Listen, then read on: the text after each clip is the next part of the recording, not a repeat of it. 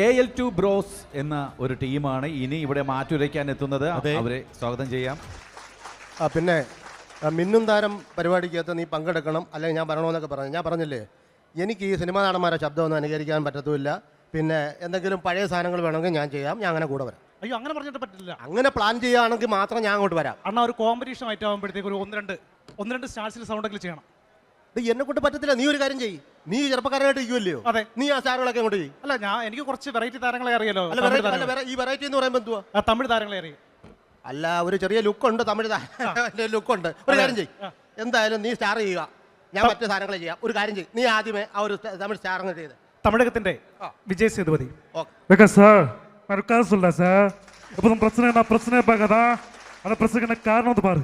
ஒரு கதையில் இவன் நல்லவன், இவன் கெட்டவன் சாய்ஸ் கொடுத்தா சூஸ் பண்ண ரொம்ப ஈஸி. ஆனால் அந்த கதையில் 2 பேருமே கெட்டவனுக்கு.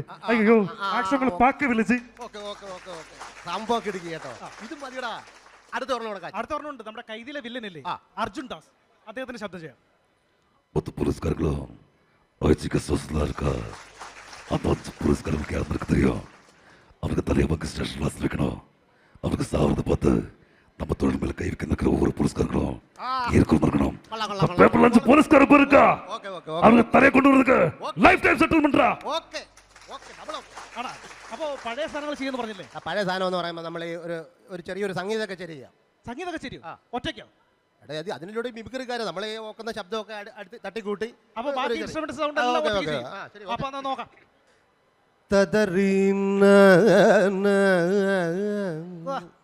അടിപൊളി.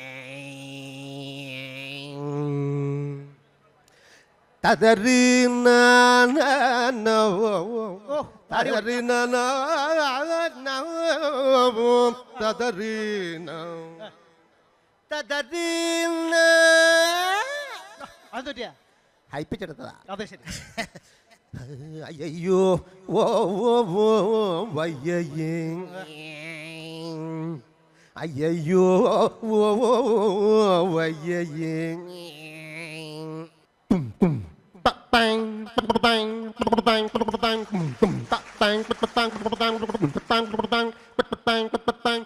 അമ്മൂമ്മ കിളിവായാടി, അമ്മൂമ്മ കിളിവായാടി എൻ്റെ അമ്മോ.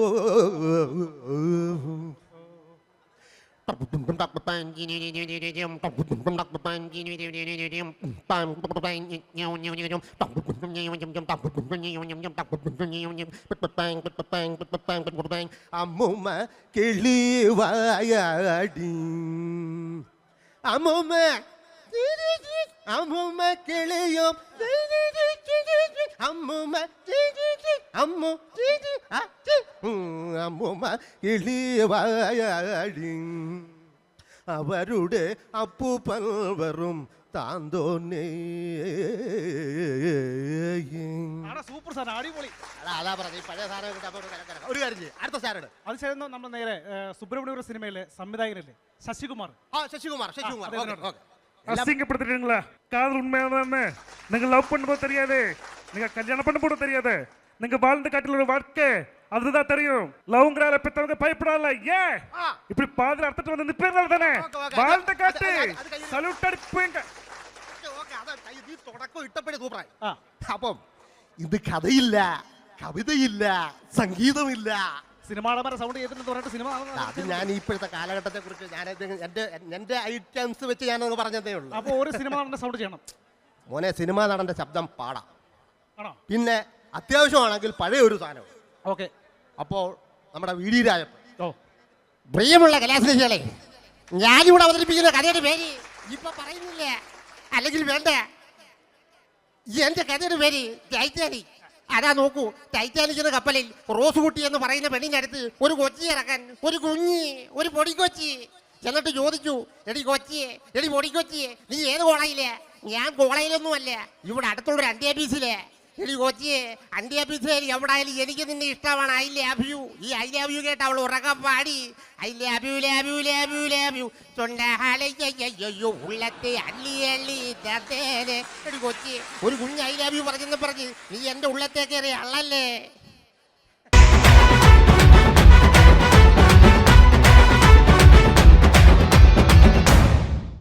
RR bros. Okay, RR bros. അവരെ വെൽക്കം ചെയ്യാം. ഒരു ആറാറിട്ട് കൊടുത്തേ അവർക്ക്. ഒരു RR ഇട്. പ്രിയമുള്ളവരെ, നമുക്കറിയാം കേരളത്തിൽ എന്തിനും ഏതിനും ചർച്ചകൾ നടക്കുന്ന ഒരു കൊച്ചു കേരളമാണ് നമുക്കറിയാം. ഈ അടുത്ത കാലത്ത് കേരളത്തിൻ്റെ വടക്കൻ ജില്ലയായ വയനാട്ടിൽ പുലി ഇറങ്ങി. ആ പുലിയെ എങ്ങനെ പിടിക്കാമെന്നതിനെക്കുറിച്ച് മലയാള സിനിമ രംഗത്തുള്ള ചില ആളുകൾ ചർച്ച ചെയ്യുകയാണ്. ഇതിനകത്ത് തമിഴ് സിനിമാ താരങ്ങൾ കടന്നു വരുന്നുണ്ട്. ഈ ചർച്ചയെ നയിക്കുന്നത് അഭിനയ ചക്രവർത്തി ശ്രീ മധു സാറാണ്. ശ്രദ്ധിക്കുക, മധു സാർ.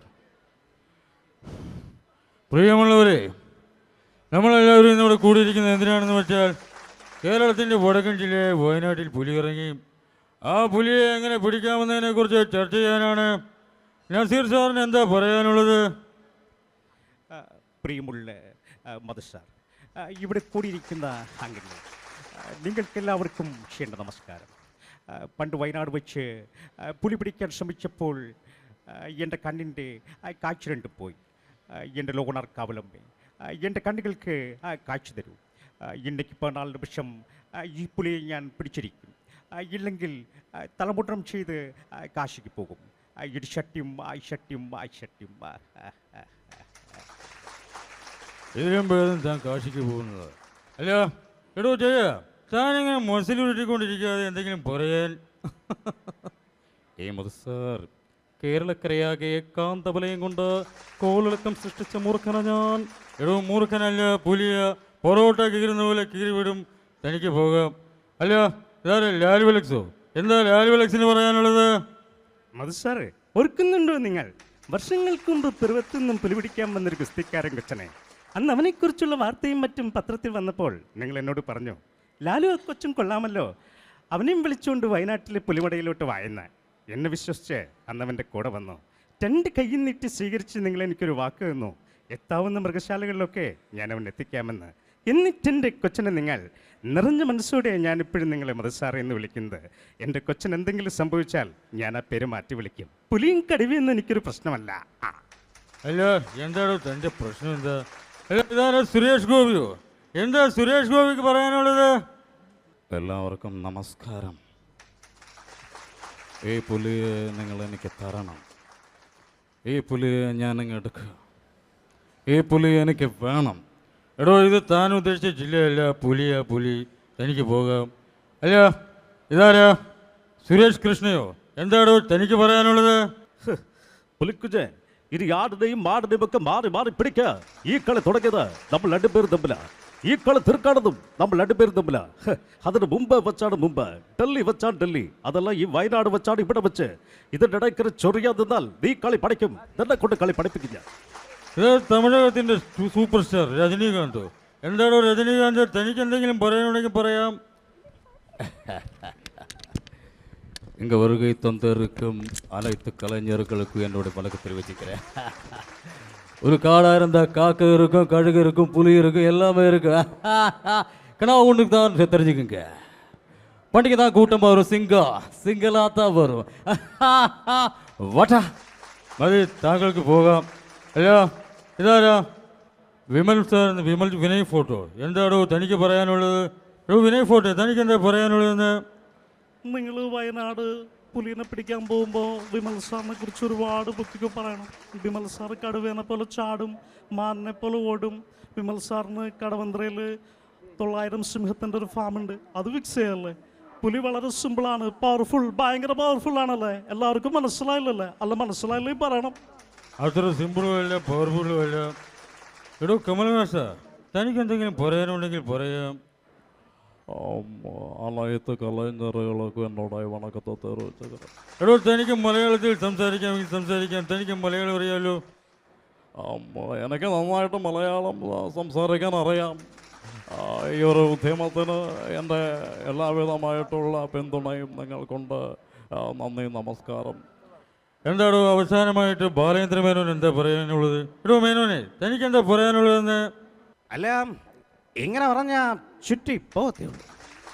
ഞാനാണ് ഈ വയനാട് പോകുന്നതെങ്കിൽ കാടിൻ്റെ അതിർത്തി ഞാൻ തീരുമാനിക്കും. പുലിക്ക് തീറ്റ ഞാനൊരുക്കും, പുലിക്കൂട് ഞാൻ കെട്ടും. എന്നിട്ട് ഞാൻ ഈ പുലിയെ പിടിച്ച് കൂട്ടിലടയ്ക്കും കൂട്ട. ഇതൊക്കെ പറഞ്ഞാലും എനിക്ക് ഈ പുലിക്കുട്ടനെ ഇഷ്ടമാണ്. I am right?